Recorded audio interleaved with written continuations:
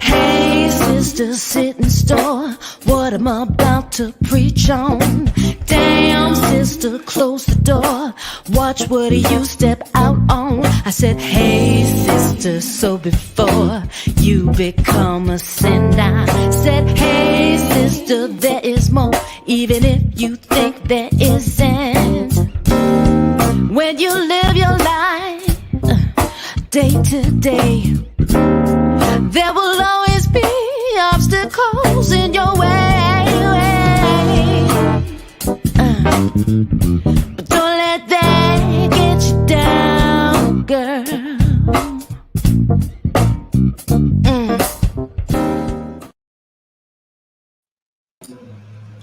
Hey, sister. Hey. Welcome, everyone. It is day 12 of 30 days of HERstory. We have been having such an amazing month, and I am here joined by the amazing Miss Karen. Say hi, girl. Hey, everyone. Oh my gosh, how are you enjoying this weather? I'm loving it. I absolutely hate winter. The snow makes me want to scream.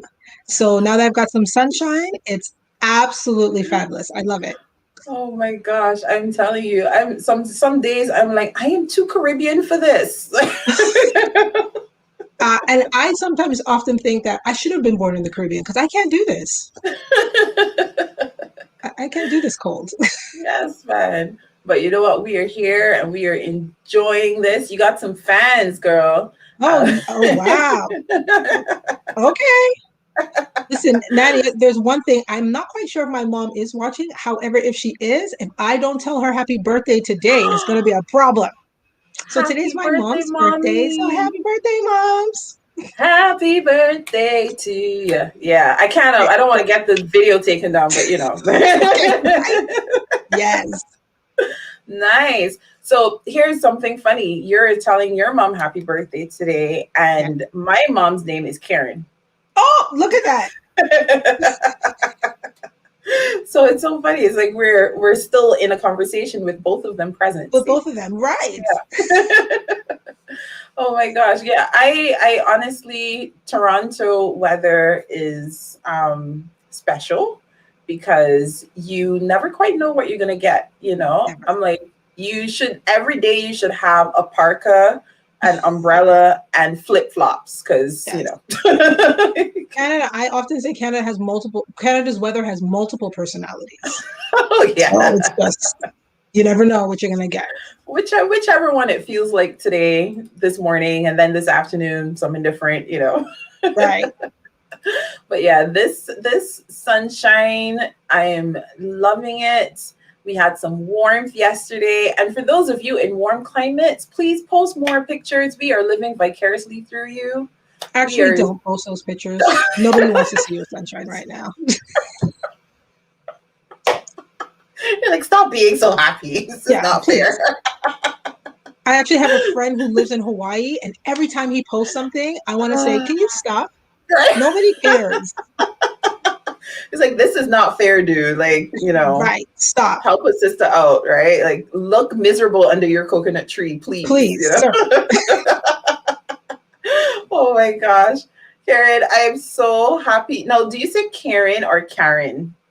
Well, you know, it depends on who you are. My mom calls me Karen. So Karen, sometimes when she's getting upset. My father calls me, I don't even know what my father calls me, whatever comes out of his mouth. So, but I mean, I'm assuming that my name is Karen. Okay. But, you know, island people, they just call you whatever they feel like. Girl. No, I also know that, like, for us, we tend to drag letters a bit more. So we would be like Karen. Right. And everybody else will have like that shorter A, you know? So right. I always have to double check on the Bajan sometimes, you know what I mean? But yes. It's Karen. Yeah. So Karen, yes, I'm really happy that we're doing this today. I just met you. Mhm, recently. yes, But who yes. would know, right? Like who Right? would tell, right? Because we got And that good going. that's right, exactly. Good people know good people, Good you people know? know good. This is true. It's true. It's very true. And I'm very happy that we did get a chance to come together because it's the beautiful foundation that brought us together. Yes. Yeah. And so I want to hear more about you, the organization, your role, your career and how it has led you to serving here. I want to hear all about you and Oh, the beautiful foundation. wow. Okay. Well, a little bit about me. I'm Karen. I'm the daughter of two very phenomenal people. My mom, Janet, and my dad, Danny Kerr. He's amazing. He's my stepdad, but he's like you would never know. Like I've known him. He's been in my life since I was 2, and he's just an amazing person. Alongside my mom, I've been raised by some real powerful women. I mean, the pressure was heavy. My grandmother was a principal and very involved in politics in the island. She used to go to all the balls and galas, and so she's a college and university graduate. My mom came to Canada at 16, went to school, graduated in business.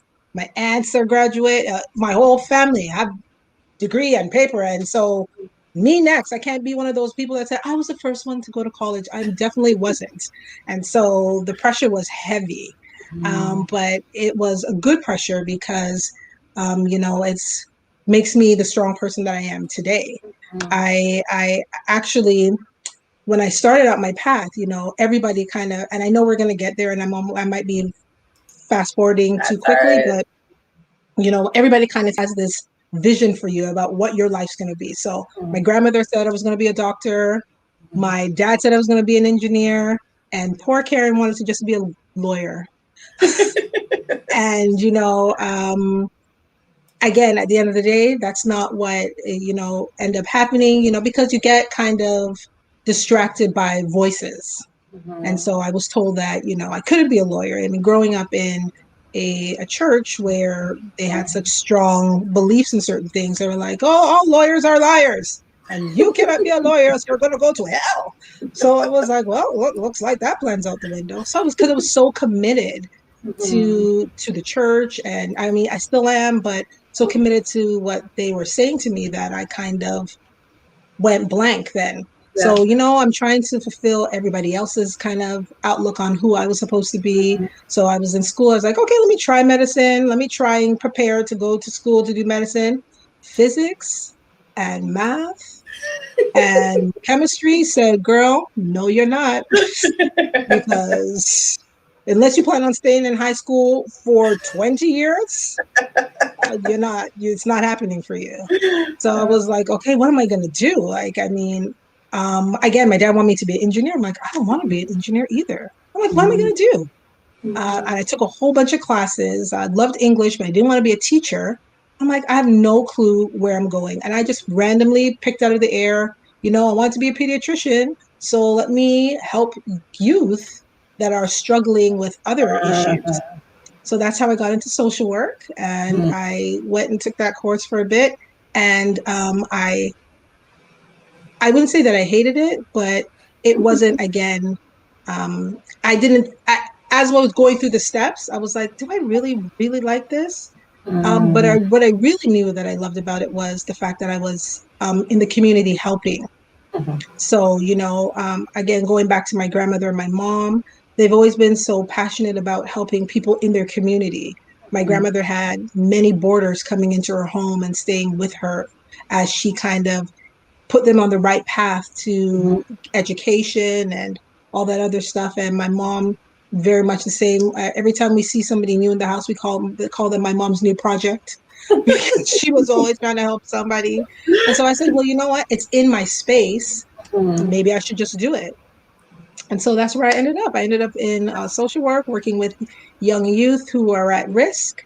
And I did that for many years. And as I kept on going through the journey, I kind of got a little, well, not discouraged, but I was kind of like, I feel like I should be doing more. And, in the nonprofit world, funding is always an issue. And so I said to myself, well, you know what? I want to kind of advocate more for funding. Mhm. And how can I do that? My executive director said, well, here we go. Hey, that's what you want to do. You should be careful what you ask for. She started throwing things at me. And so as she started throwing things at me, I found other areas in the nonprofit and social work world that really captured my attention. And so that led me to fundraising and again, public speaking about nonprofit organizations. And it just, every day I'm finding year by year, there's new challenges that are coming up and I'm just grabbing them. Yes, yes. Now, tell me about the beautiful foundation in particular, and then I'm going to come and wrap back around through everything that we talked about there. Okay. So the Beautiful Foundation is founded by our amazing, awesome leader, Judith James Meikle. And it's an organization that is focused on, she often says it, being the voice for the voiceless. Yeah. We are working with some phenomenal women who have, because of life circumstances, have put them in some very difficult spaces. But our job and our mandate under the guidance of our great leader is to let them know that their voice still exists, regardless of what has come in their way, regardless of what challenges they've been facing. They still have an opportunity to be heard and to do great things. And so we're here to encourage that, to empower that, and to push them through that. So, 10 years ago, she started this initiative called Project Beautiful, where we were going into the shelters and we were meeting some of these women, and then we were taking them for a moment where they could, just feel pampered. Again, because regardless of what their situation was, we wanted to let them know that they're special. So, and we know that being special doesn't mean just on the outside, but we were speaking to them, empowering them throughout the day. So they were coming, they were getting their hair done, their makeup done, we're giving them new wardrobe, and then we were giving them food, and not just natural food, but empowerment food. So we were speaking to them, we were letting them know, you've got some goals. That's great. We're here to help support you to make those goals happen. And so from Project Beautiful, our again, Pastor Judith, she is phenomenal. She's got some great vision.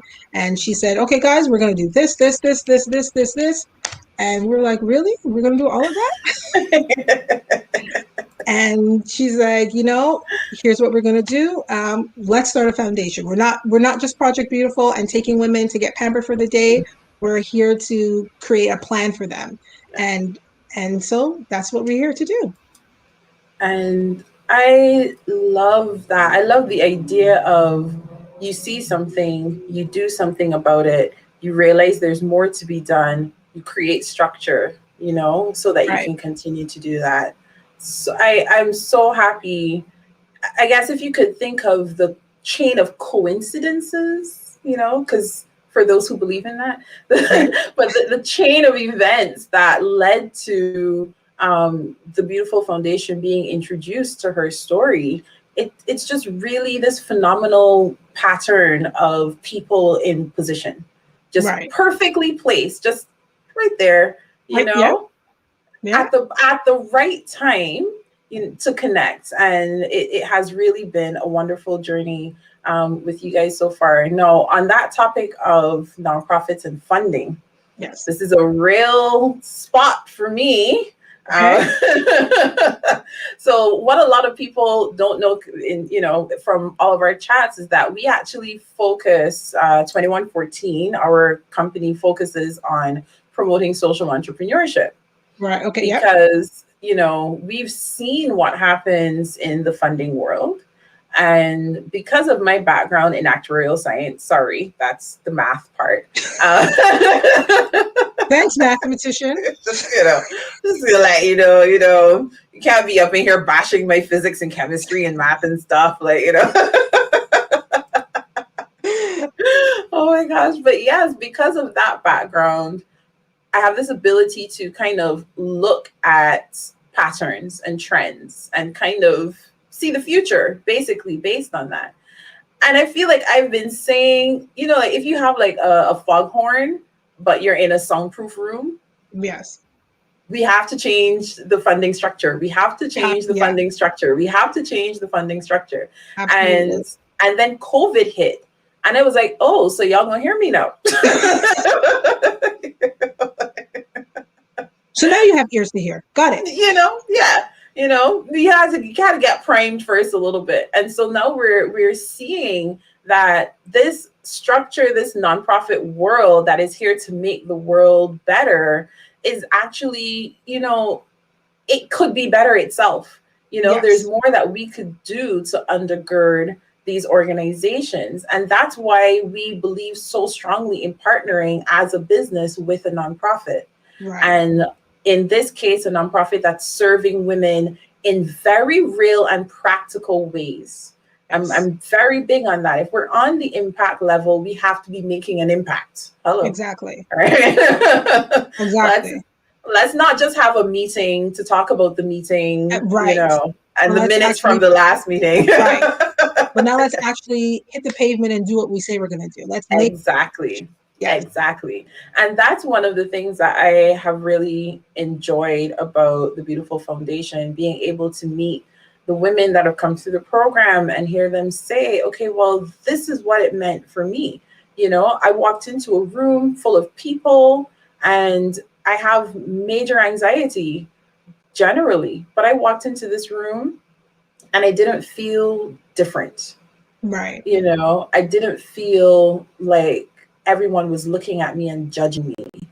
Right. For the first time in years, I walked into a room and I felt welcomed. I felt loved, And so, yes, there's makeup going on and there's hair going on.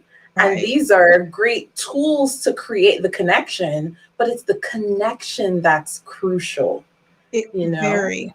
Mhm. Very, because again, once we've done the makeup and we've put on the pretty clothes, and now you leave the room and you walk out the salon, what's next? Yeah. You get to go and sit down in your shelter in your pretty clothes, and then that's it. Mhm.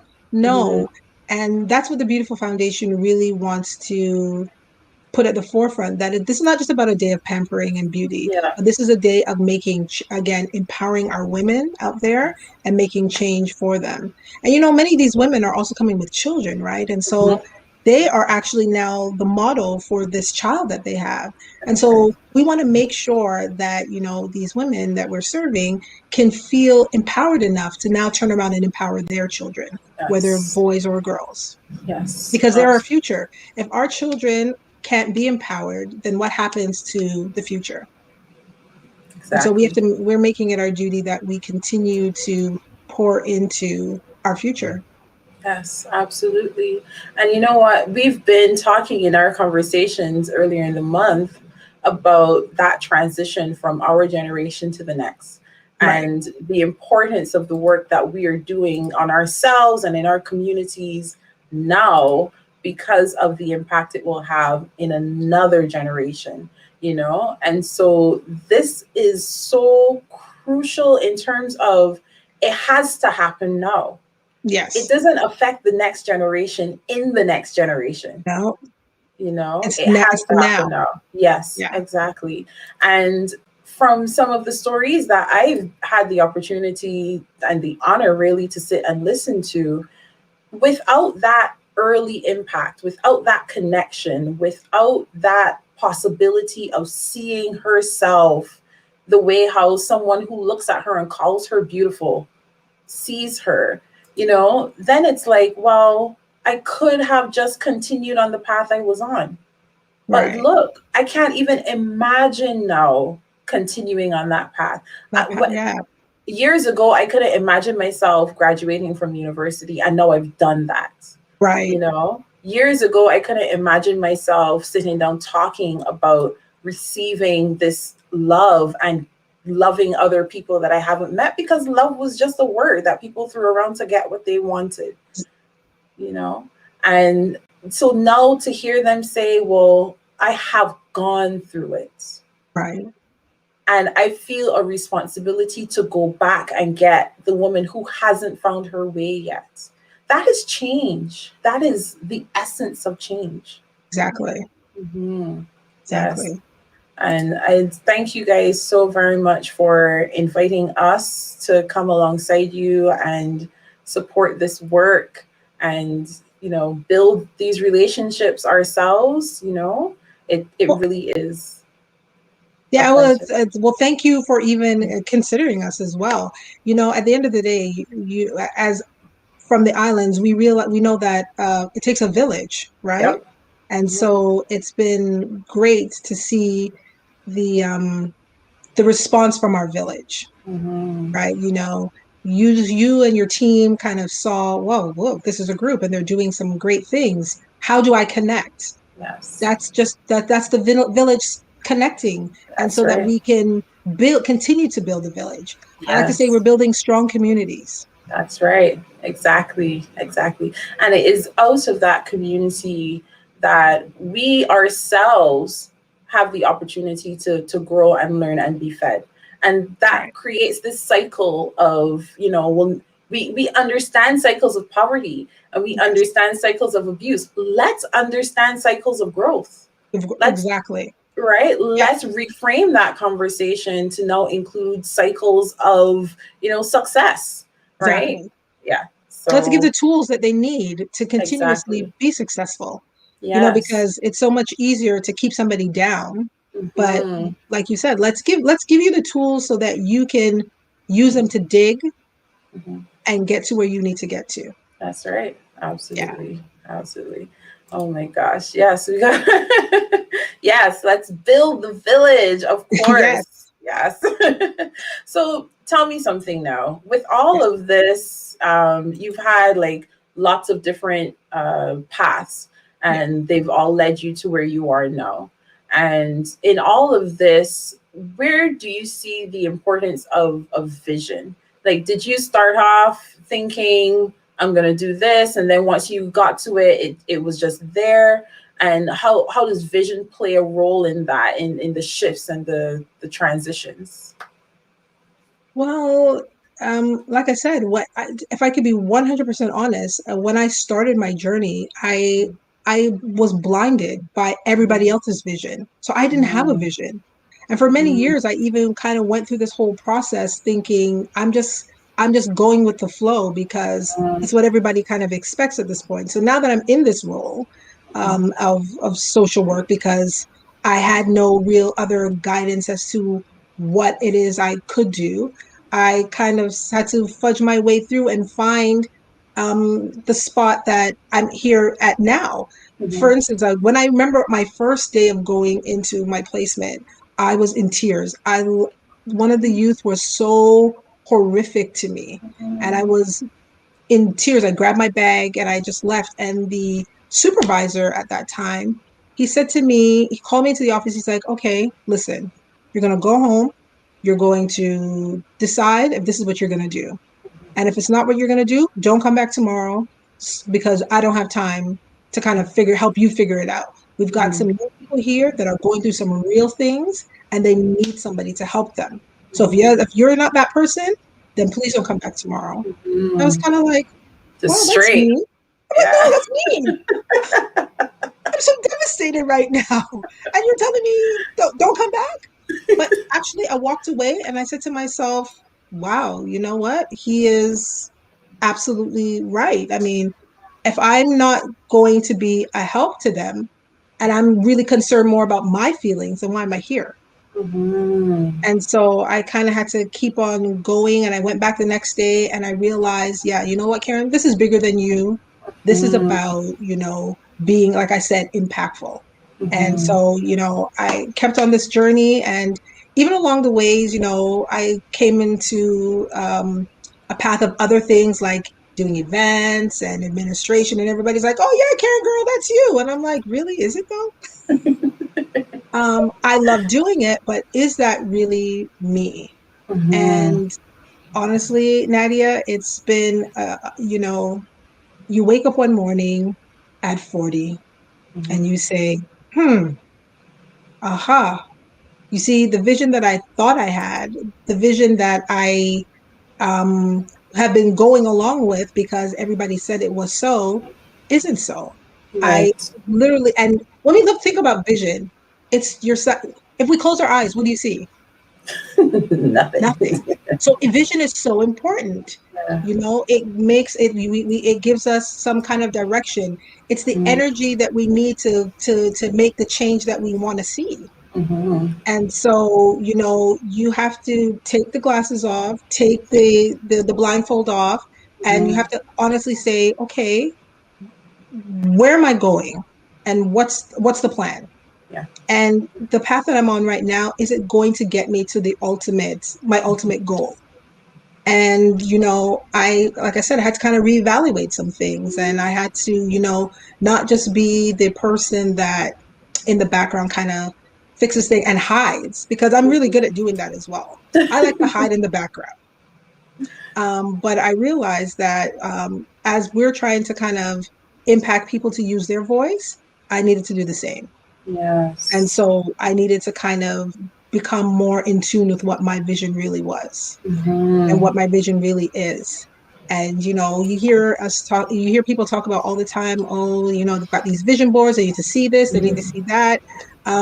It's great, but our vision boards have to truly be authentic and not what we want the whole circle to think that it is. Yes. And Yes. so, again, it was a whole process. And today I'm here, and I've realized that, you know, I am passionate about like I said, building communities.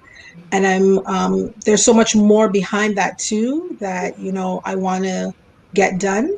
And I'm working towards that because, again, there's just so much more to who we are. And each day we think that, you know, once you hit this one milestone, I want to use Oprah as a great example. I think she just decided that she was just going to go to school and be a journalist. And from being a journalist, then she was this great talk show host. From a talk show host, she's Oprah.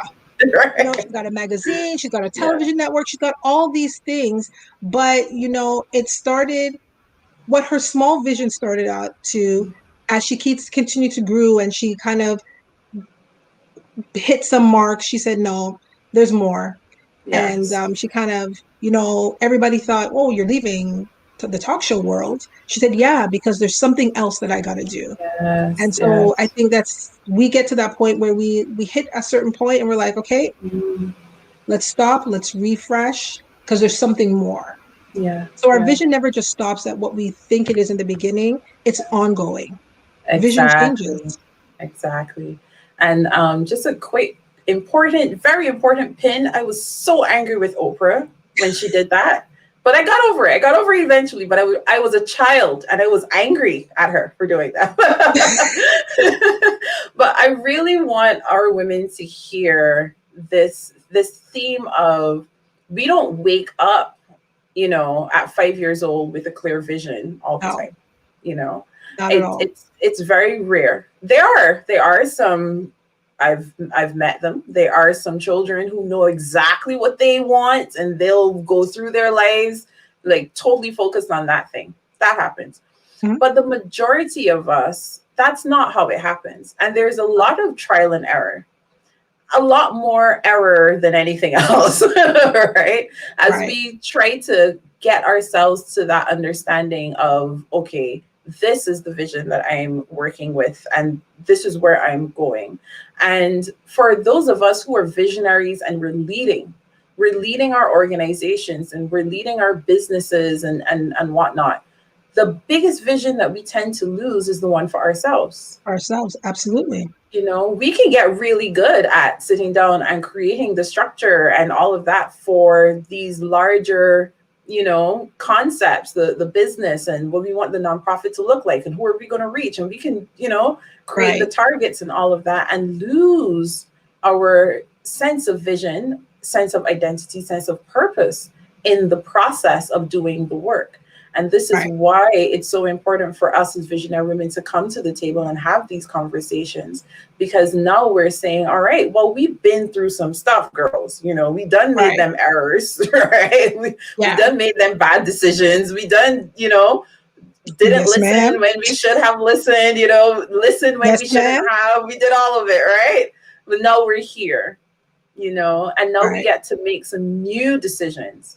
And like you said, now that village is here for my generation and the future generations as Right. well, you know? And so Yes. I really want our visionary women, you identify as visionary because you know that there are big things you want to do. You may not Exactly. know exactly what that thing is, but you just Is have right. this calling in you. You know you're meant for something great. And Right. you need to be around people who recognize that greatness, Nadia, you see, know. you just really hit on something that's so important. You need your circle needs to Mhm. really be a strong one so that they That's can right. really ensure that you Mhm. are continue to stay on the right path. I have been so blessed that I have some really phenomenal women in my circle. And every now and then when I'm starting to go this way, they're like, hold on. No, you're going off course. That's not what you said you wanted to do, right? Mhm. I think she's watching here. I just saw her make a comment. Jennifer, she's going to be one of the people that's speaking. I remember there were some times I would call her and I'd be like, "Woe is me," and she would sit there and she'd listen. She'd be like, "Okay, you done? Because today this is your only day. You only get today. You only get Yeah. today to cry and carry on. Yes. Tomorrow, we're back on track. So take Yes. today. I'll give it to you, but don't call me tomorrow with the same thing." Yeah. And that's what we need. We need as Yes. visionaries and as people that are moving we need that Mhm. person that continuously reminds us that you got this. That's right. That's You got right. this. No Yes. matter And you, what the outside voices say to you, that's and no right. matter what life circumstances brings along your way, That's you've right. got this Exactly. because you I dare to say God gave you this thing, and That's right. He's not a man that would lie. Hmm. So if it's in His plan, it's done. There you go. There you go. And you know what? In that whole course of being able to connect with the vision and with the community, then we start realizing the difference between places where our voice is given a stage and places where our voice is not.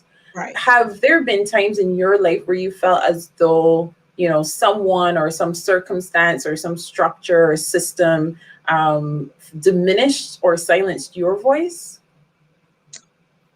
Nadia, I thought about this question, and if I could be honest, I think the only person who can really silence your voice sometimes is you. And I have to, I have to say that there were times where I allowed my voice to be silenced because of fear. Yes.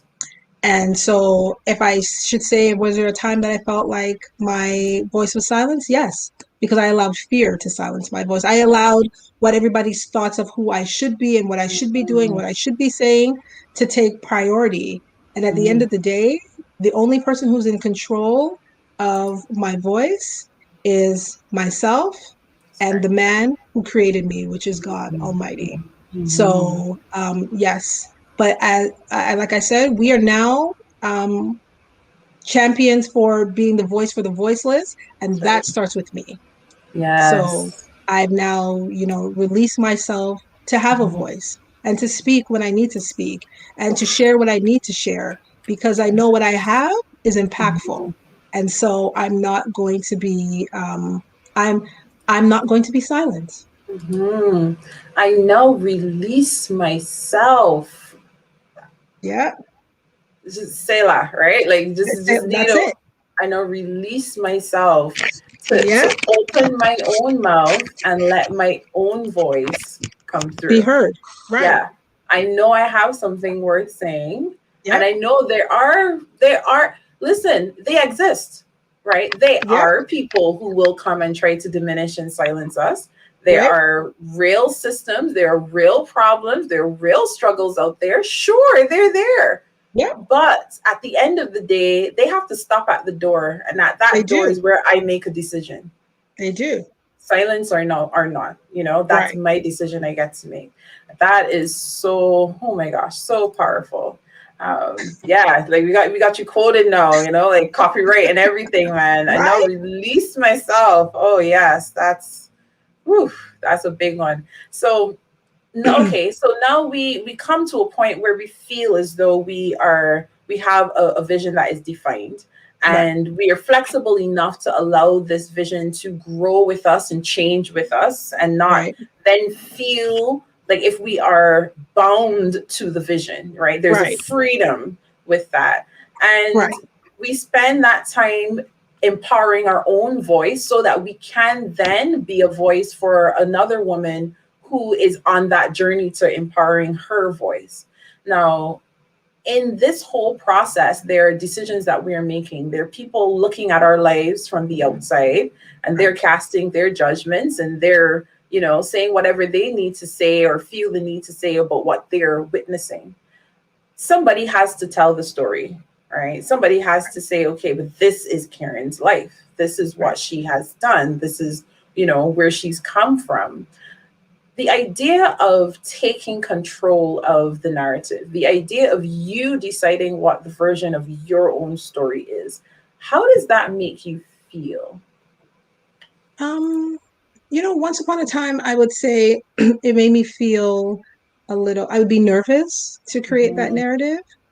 Like I mhm, said, I think, this pandemic has taught me so much. It's given me so much time with me and mhm, to kind of really develop who I am and to create the narrative that I want mhm, to have out there.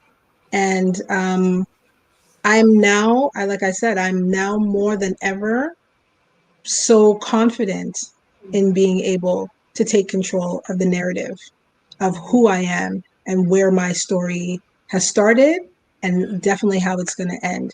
And I'm completely, totally, reliant on God. I mean, for so many years, I've tried to do this on my own, and I've tried mhm, to kind of figure out, what's next. Um, but there was no communication with my father. mhm. And now that I have that communication with him, and now that we have this great relationship, I have no other choice but to be in control of the narrative. Right. Yeah. Yeah. Yes. So You know, that's what it is. Karen, that idea that it makes us nervous first, I really want us to hear that. I really want us to hear that the idea of writing our story does not always start off with us feeling empowered. Right. And if we're honest with ourselves, we come to that point through the nervousness Right. and through the anxiety. Like, you have to kind of go through it. And I think that writing it, whether you're physically writing it down or at Right. least, replaying it and capturing it, the idea is that every story has structure. So Right. now for me to look over my life and frame it as a story, it means I have to analyze. I Yeah. have to actually look at my behavior. I have to actually look at my pattern of decision making. I have to And be look at my truthful with it, circle.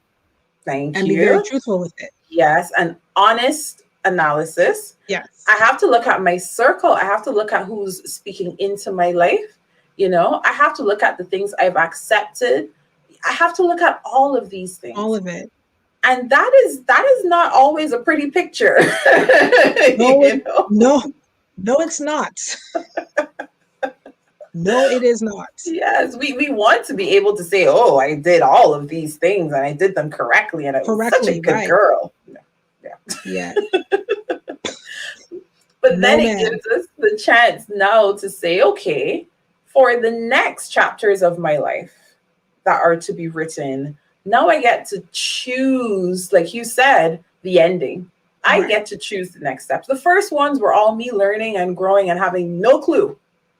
Right. All right, cool.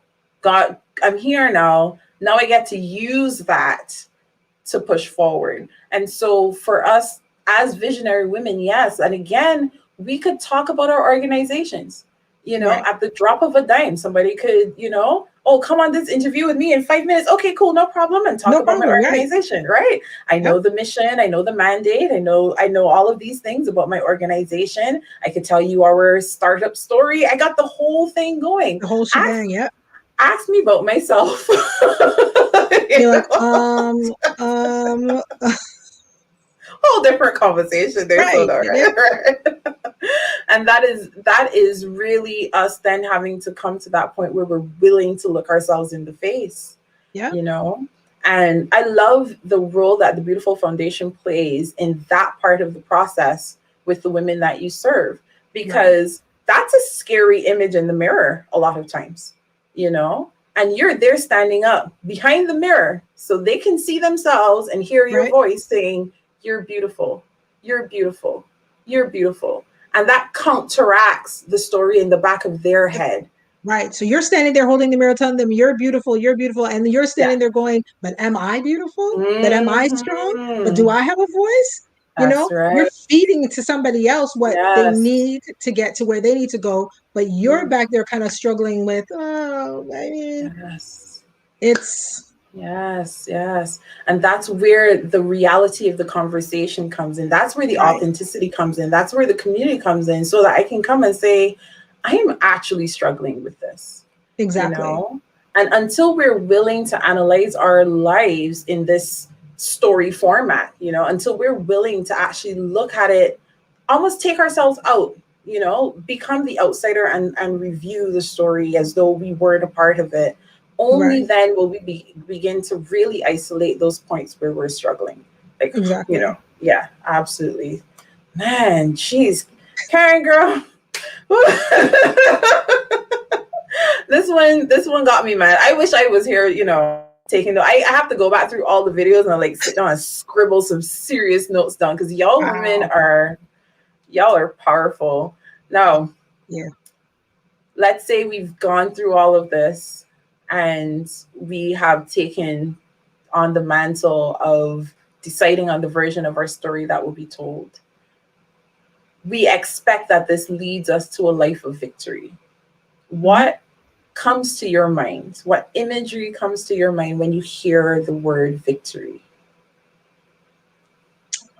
Um, I guess when I hear victory, I hear, we've made it. We've conquered, Mhm. and you kind of sit back and look at you first and Mhm. say there are some things that you've buried very deep, and they have kind of, not kind of, but they've created a block to your Mhm. destiny. And as you chip away at it and you're able to tackle it head on, you know you're released, and you're Yes. released to doing that you are here to do. And that's Yes. victorious. I mean, Yes. there's no greater victory than being set free. And Mm. again, a lot of times our we're not held captive by um, other people. Yes, that is a factor. Other people's thoughts and feelings and words hold us captive, but the real person that keeps us captive is ourselves, because we take what we hear and we continue to make it a reality. So yes, Mm. so people say, oh no, you can't do this. Okay, you're right, I can't do this. No, you're Mhm. not that great looking. You're no right, I'm not that great looking. And you've got all this stuff that keeps piling on you, piling on Mhm. you, piling on you.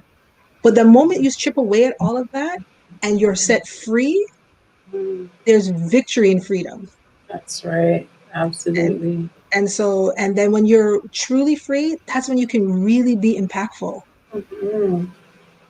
When you are truly free, that's when you can really be impactful. Oh my goodness. That is so true. I Yeah. mean, we were talking earlier in the week about giving from our overflow, and not Yeah. giving from our emptiness, not giving from our wantonness, but giving from our overflow. And that freedom that comes from allowing ourselves to stay in line, that we can be filled, you know? And it is so true. I mean, when we are financially free, we can be more impactful. When we Right. are mentally free, we can be more impactful. Yep. When we are systemically free, we can be more impactful. All of these areas of our lives need that freedom expressed so that we can continue to deepen that impact. Exactly. And for us as nonprofit leaders, you know, one of the things that we must remember always is that if we are here to serve, if we are showing up to serve, then that inner work needs to be happening all the time, because All the we time. run the risk that one day this becomes just a job. Yep. And the minute that happened, you've experienced that, haven't Oh, you? Like, absolutely. yeah. Yeah. That's the risk that we run. That one day we show up and we're just writing the reports just so we don't get fired. You're doing just the bare minimum to keep the job. You just want the benefits to hang on there, and that's all. You just, they ask you to do this and you do exactly that and nothing more. And Yeah. nothing more. Yeah. Yeah. It's so funny. I mean, I just saw one of my old coworkers, and my friend Alicia. She's on here, and she used to come to my office, and sometimes I'd be under my desk. I'm just like, I just want to be here, right? And you think about that, just that one moment. I'm under my desk. I don't want to be here. Now take that home and have that same feeling. I'm just here existing. Mm. Why am I here? No, there's that, well, like you said, when you release that freedom, you come from under the desk and Mhm. you say, you know what, I got this. That's right. That's right. And that goes back to a point that you mentioned previously on defining your area of passion, Mhm. because when we in Barbados, we have a youth organization, and this is one of the questions that we start asking our young people, because we realize that you can, like you said, you can have the pressure and everything from your family that says, okay, you go to school, and after high school, you go to college. We don't really care what you study, just, study one of them good subjects that will get you a good job. You know what I Right? mean? Right. Like, Don't come to me no foolishness about you want to act. What's that? right? It's exactly right. Not in a Caribbean home for sure, No, no. Be Doctor, like, lawyer, oh, teacher, and engineer. That's it. Don't come with that's right. nothing else. That's right. I might settle for a bank manager, like. Baby. But, we're asking our young people at 13, 14, 15 years old, what are you passionate about? Because this is what you should be spending the rest of your life doing. And Yeah. how do you identify your passion? What are the steps that you can take in very practical ways that helps you recognize, oh, this isn't just something I kind of care about. Right. This is something that I'm actually passionate about. And for those of us who've had career changes, I mean, like I said, I started off pursuing actuarial science hard, right? I was like, oh, I love mathematics. I'm going to be an actuary, right? Of course I did, right? I was like, I'm going to be an switched. You should actuary. have given me the math. So, but it's okay. Oh my gosh. I remember one day in, I think, my third year of university, I was standing in a career fair line, and I was about to take my resume to yet another insurance company. And I looked down, I just glanced down at my resume, and it hit me like a ton of bricks. Nothing on my resume outside of class has anything to do with mathematics. Nothing. I wasn't in the math fraternity. I wasn't in any kind of math clubs. I wasn't even tutoring math. Like, I wasn't doing anything math related outside of the requirements for my class. Right. What was I doing? I was raising awareness for this and raising funds for that. And that's what I spent my free time. You talk about giving out of that freedom, right? Where do we invest our freely given resources? Yes. And that was it. That was it. So for a lot of us, we may have had these vision shifts, because trust me, I was very specific. I knew exactly how many children I was going to have, when exactly I was going to have them. And, I didn't necessarily need to get married, because I was going to make enough money to go get, the doctor sorted out, I had it all planned out, Right. Because at 17, we know everything. And really know nothing. Exactly. And then this big vision shift, right? And that started generating the questions for me. If I had this conversation before, what different decisions could I have made? And these are the conversations that we are having now as mature visionary women, but we also need to go back and have with our young people, just because you and I, we have that space, that passion space for serving our youth. Like, that is something that's so important to me, is going back and saying, okay, I struggled a lot. You might still struggle, but at least your struggle could be this much easier. Exactly. Yeah, absolutely. Oh my gosh, Miss Karen, I have to North American it up. Right. Any words of wisdom for, for our friends before we leave them today? I'm on this path with everyone. I'm telling everybody, just start embracing your true authentic self. Mm-hmm. It's definitely the key to get you into the doors that you need to get into. Because again, when you are true to who you are, it makes you, again, it's freedom. And Mm-hmm. in that, you can find all the strength that you need to continue to move forward. So I Yes. think that would be my words. And I just really take the time to sit and for a moment, again, I wonderful uh, director that I had. I remember one time she said to us, you know what? Sometimes I just sit still and just Mm, be in silence.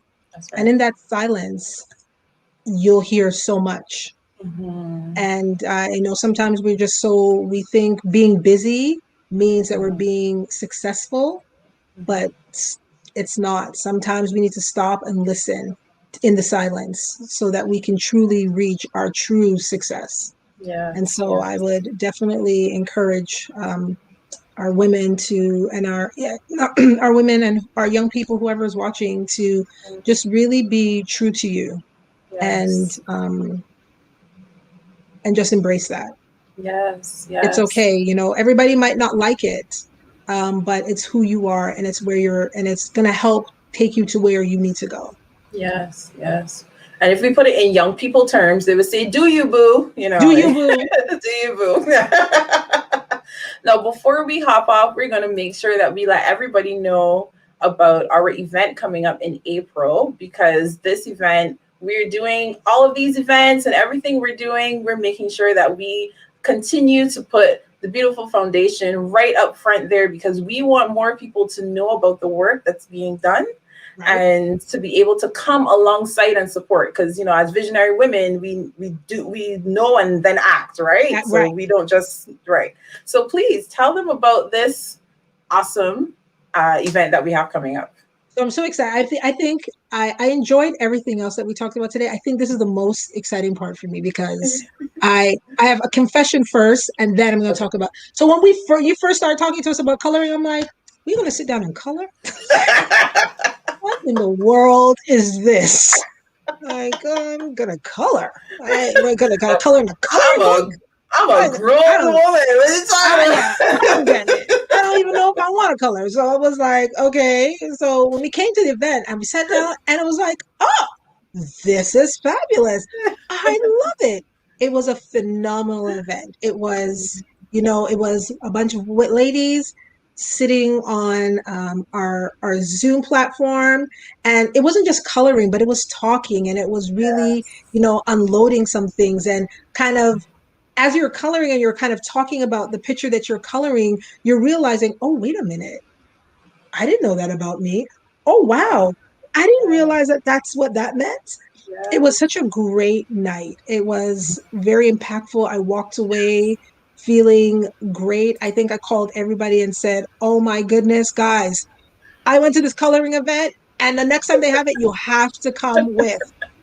So Yes. everybody out there, honestly, April the 1st, it's going to be another phenomenal night of coloring.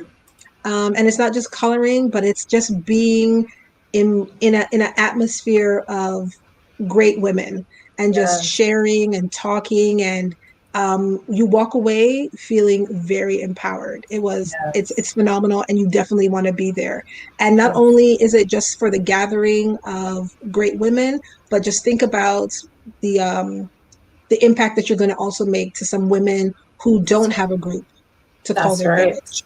That's The right. funds that you're going to be donating to be a part of this coloring event is going towards the Beautiful Foundation, but it's going towards the Beautiful Foundation to do the work that we have been out mandated to do, and that's to empower our women out there that feel defeated, Yes. Yes. that are still in bondage. It's our Mm. job to help free them as well. So Yes.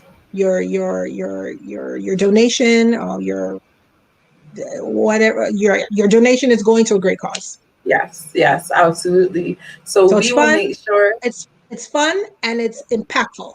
Yes, absolutely. We will make sure that you have, like, she's already rocking out, that you have the Yes. links to come and be a part of this event. I think, you know what, Karen, the simplicity of the idea, hey, sister, let's color. The simplicity of sitting down and coloring. Honestly, for those of us who are active and doing and moving and shaking and whatnot, it really is like, really, but the power in that moment, that time. I mean, we didn't even, I had to kick y'all off. Y'all didn't want to leave. And then my beautiful Pastor Judith there was making fun of me because she was like, look at her. She's being so particular with that coloring. Look at that. But it was so much fun. If I remember correctly, it was so nice you had to do it twice, right? You had to go back every She said, no, she didn't stop coloring, She said she stopped, but she did it. I'm like, yes, I was even saying to her, listen, now that we have released that we can have 10 people in the building, I'm like, we need to get 10 people in this building and have our own coloring party while we're in our coloring party. Yes. Oh, so I'm like so excited. Do that. Yes. Oh my gosh. Yes. So ladies, y'all do not want to miss that. We also have tons of giveaways, and we're going to start telling you about the giveaways soon. But wait, Karen, some great giveaways. I got this great mask. My friend said to me, your skin looks so bright. I said, thank you. Yes, and we have more of those. We gave away earrings made by a 6-year-old. If you go back to our February campaign, you'll see her earrings. And she says things like, these earrings will make you feel as beautiful on the outside as you are on the inside, Yeah, guys. Yes. We gave away lipstick. I'm currently sporting some Pink Digger. Yes, it's all vegan, all natural, cruelty-free lipstick. I'm here for that. Right. So what else did we give away? I feel like I'm running a blank. Yeah, there was a lot. Yeah, it was a whole lot of giveaways. It was and great. There's tons more. Yes. Yeah. So it was great. You guys, but you have to be there to get the giveaway. Like, we're not calling you, Yeah. we just gonna pass it on to the next person. You gotta be present. You gotta be there. Also, right. I'm gonna take your gift. And I'm okay with that. She's all right. I'm okay with that. I'm like, dibs on whoever is not here, It's fine. Oh my gosh. Yes. So thank you so very much again, Karen, for coming on and for sharing this time and for giving me some afternoon giggles. Really appreciate that. Thanks for having me. This was fantastic. Absolutely. And sisters, we cannot wait to share more with you. Remember, we are here every day in March at noon Eastern time with another sister, another story, another interview. You don't want to miss out on any of it. If you need to, go catch up so you can see what else we've been talking about. And we'll be back here tomorrow. Thank you so much again, Karen. Bye, everyone. Bye, everyone. Hey, sister, sitting store. What am I about to preach on? Damn, sister, close the door. Watch what you step out on. I said, hey, sister, so before you become a sin, I said, hey, sister, there is more, even if you think there isn't. When you live your life day to day, there will always be obstacles in your way. But don't let that get you down, girl.